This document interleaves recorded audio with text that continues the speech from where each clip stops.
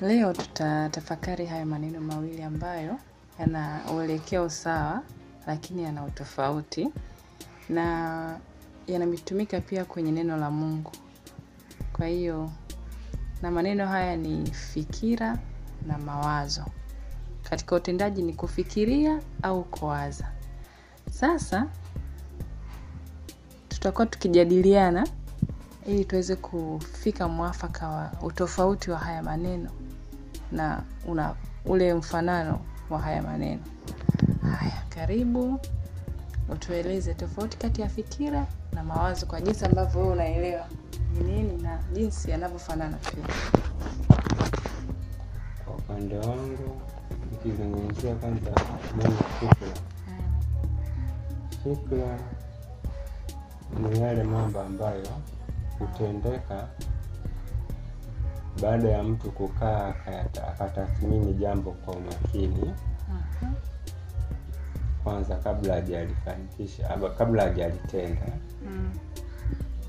Kwa mfano, mtu anaweza akawaza kwenda kufanya jambo fulani ambalo ni jema. Labda tuseme kwenda kuhubiri injili takatifu ya Bwana. Kabla hajaenda kuhubiri injili takatifu ya Bwana, inatakiwa afikirie kwanza kwa makini, je, anapoenda kuipeleka hiyo injili ya Bwana anaipeleka kwa watu gani? Na je, kutakuwa kuna mapokeo gani kati ya wale watu ambao wanawapelekea ile injili? Na mtazamo wao juu ya ile injili anayoipelekea utakuwaje kutoka kwake anapokuwa anapelekea hiyo injili? Kwa hiyo kabla hajafanya hiyo jambo ambalo ni jema kwa ajili ya Mungu au hata kwa ajili ya mambo ya kidunia, natakiwa kwanza afikirie kwa umakini hilo jambo analoenda kulifanya au neno anaenda kulieleza kule kwenye sehemu husika litaleta matokeo yapi, na watu wanaowapelekea watalipokea vipi na watampokea vipi yeye mwenyewe. Kwa hiyo kabla hajafanya chochote kile, inatakiwa afikirie jambo linaenda kuambia na litaleta madhara gani, athari gani, au litaleta mabadiliko gani katika eneo husika analoenda kupeleka hizo fikra zake au jambo lake ambalo amefikiria. Lakini mawazo, nikija kwenye upande wa mawazo nahisi ni binafsi yangu, kwa uelewa wangu, ni jambo lolote ile mtu anaweza akaliwaza kwa haraka. Kwa mfano, hata mawazo pia kwa watoto yapo, lakini mtoto huwa afikirii. Mtoto hana uwezo wa kufikiri kwa umakini, akasema kama ni kabla hajafanya jambo lolote ile akafikiria kama litaleta madhara gani, litafanya kitu gani. Ndio maana unaweza kukuta mtu anachezea wembe ukamkata kwa sababu hakufikiria kile kitendo ambacho anakifanya, labda ule wembe anaotumia unaweza kumletea madhara. Kwa hiyo mawazo, niseme kwa haraka kila mtu anawaza, hata mtoto mdogo, mtu mzima anawaza. Kwa hiyo tutolee mfano, mawazo inaweza ikawa yanakuja kwa muda wote ule. Inaweza ikawa ni mawazo ya kukurupuka au mawazo ya kufanyika baada ya kufikiria. Inamaanisha hata katika neno kufikiri, katika kutenda kwake, inamaanisha inategemea pia, yani mawazo inategemea pia ulifikiri vipi mwanzoni ndio kaja kulitenda. Ila kwa haraka nifupishe neno tofauti kati ya fikra na mawazo. Mawazo ni jambo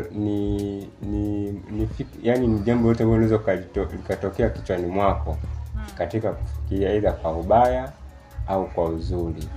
Kwa hiyo binafsi yangu ndio ninavyofahamu kwamba mawazo yanaweza kuwa ni ya mtu yeyote yule, anaweza kuwa mtoto, anaweza kuwa mtu mzima, na kawaza chochote kile, inaweza kuwa kibaya au kizuri. Lakini fikra huwa mtu afikiri kwa ubaya. Mara nyingi mtu anayefikiri anafikiri kwa wema, na ndio maana nakwambia afikiri kabla ya kutenda. Lakini yule aliyekurupuka kafanya jambo baya, huyo hakufikiri. Kwa hiyo tunaiweka sehemu ya mawazo. Asante. Kwa upande wangu mimi, hayo maneno mawili kama ambavyo nimetangulia kusema kwamba kuna utofauti kidogo. Mawazo ni hatua ya mwisho ya kufikiri. Kufikiri ni mchakato wa kupata lile wazo. Kufikiri ni unakuwa na vitu vingi umeviweka hapo. Tuchukulie kwa mfano wako ambao umesema kwamba mtu anataka kwenda kufanya injili sehemu fulani. Basi atakuwa na vitu vingi hapo ameweka kwamba nakwenda kufanya injili mahali fulani. Hapo mahali fulani kuna watu wa aina gani? Kuna wazee, kuna watoto, kuna vijana, sawa. Je, au vijana ni wa aina gani? Ni watu ambao ni wana hali gani katika maisha? Pengine wavuta bangi, pengine ni vijana ambao wanajielewa. Hapo huko unafikiri. Kwa hiyo kufikiri ni mchakato mpana sana ambao umekuwa umejumuisha vitu vingi. Sasa unapokuwa umemaliza mchakato wa kufikiri, hatimaye utaibuka na wazo hili moja. Au naweza nikasema utaibuka na fikira moja. Hiyo fikira ndio inageuka kuwa wazo. Na ndio maana katika neno la Mungu usikii Mungu anasema nawafikiria yaliyo mema. Mungu anasema kwamba ninawawazia yaliyo mema. Kwa Mungu siku zote ana mawazo kwa sababu Mungu anajua kile kitu anachokifanya. Lakini binadamu huwa anaanza kufikiri kisha apate wazo. Kwa hiyo wazo ni mchakato wa mwisho kabisa wa kufikiri. Yaani mtu amefikiri anakuwa na vitu vingi, lakini akishamaliza kufikiri akapata kile kitu chake kimoja, basi sasa inageuka kuwa wazo. Lakini sasa kuna wakati mtu anakuambia hapa niko nawaza. Ameshapata ile hatima kwamba sasa nitakwenda kuhubiri vijana ambao ni wanavuta bangi. Niweze kuwavuta kwa Bwana Yesu. Kashafikiri amefika hiyo hatua. Kwamba kwenye ile eneo kuna watu wa aina nyingi, lakini sasa nimefikiri mpaka nimefika kwamba ninakwenda kuhubiri vijana ambao wanavuta bangi waweze kumjua Yesu, waache hiyo tabia. Sasa akishamaliza kupata hilo jibu, anachukua hiyo jibu ambalo limegeuka kuwa wazo, anaanza kuwaza. Kwa hiyo mtu anapowaza anakuwa anawaza kitu kile kimoja tu ambacho ameshakifikia mwafaka. Basi atawaza, nimeshamaliza sasa hapa nafanyaje? Ni saa ngapi nitakwenda kuwahubiri hao vijana ambao wanavuta bangi? Nikifika pale nianzeje? Kwa hiyo anakuwa amedili na kitu kimoja. So mtu akiwa anafikiri anakuwa na vitu vingi sana. Lakini mtu akiwa anawaza anakuwa anawaza kitu ambacho tayari ameshakipata kutoka kwenye fikira zake. Kwa hiyo mimi ndio naona hivyo. Lakini siko mbali na wewe. Una cha kuongeza? Unaruhusiwa kuuliza kabisa. Binafsi yangu swali ni je,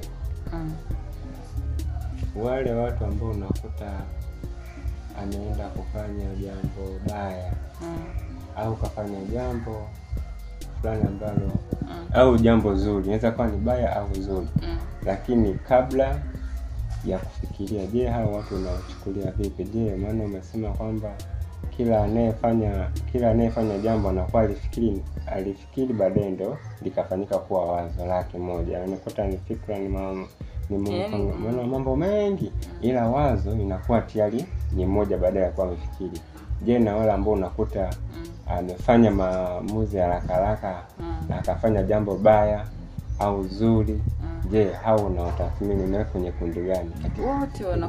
Wote wanakuwa wamefikiri. Haijalishi amefikiri akapata wazo baya. Yaani lazima kuna namna alianza kufikiri akafikia mwafaka, akafanya maamuzi kutokana na ule mwafaka. Mwafaka ndio wazo lenyewe. Alianza kufikiri haraka hata kama atatumia sekunde kufikiri, aliyajumuisha mambo mengi. Nifanyeje? Niende huko nisiende? Tayari ana vitu viwili hapo. Niende bwana, tayari ana wazo. Sasa lile wazo analiweka kwenye matendo, ndio tunaona mtu anaenda kutenda. Ndio maana Mungu anasema hata shindana na mwanadamu, maana wakati wote moyo wa mwanadamu unawaza mabaya. Kwa hiyo Mungu anaonaga kwamba mwafaka tunaofikia ni mawazo. Tunaanza kufikiri pale ndio mtu anajishauri, pale mtu anapokuwa anajishauri ndio roho wa Bwana pia uingilia kati. Sasa hapo ndio unamuona anakuwa anajichanganya, nifanye hiki, nifanye kile.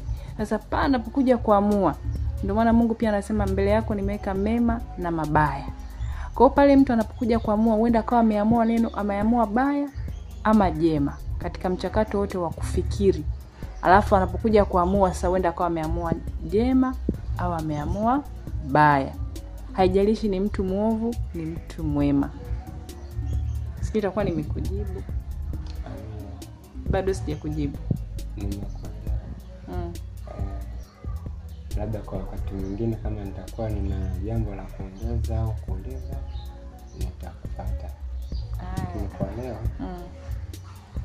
naomba niishie. Basi nashukuru sana, mpaka wakati mwingine. Bwana Yesu akubariki na wabariki wasikilizaji wetu na watazamaji wetu. Amina.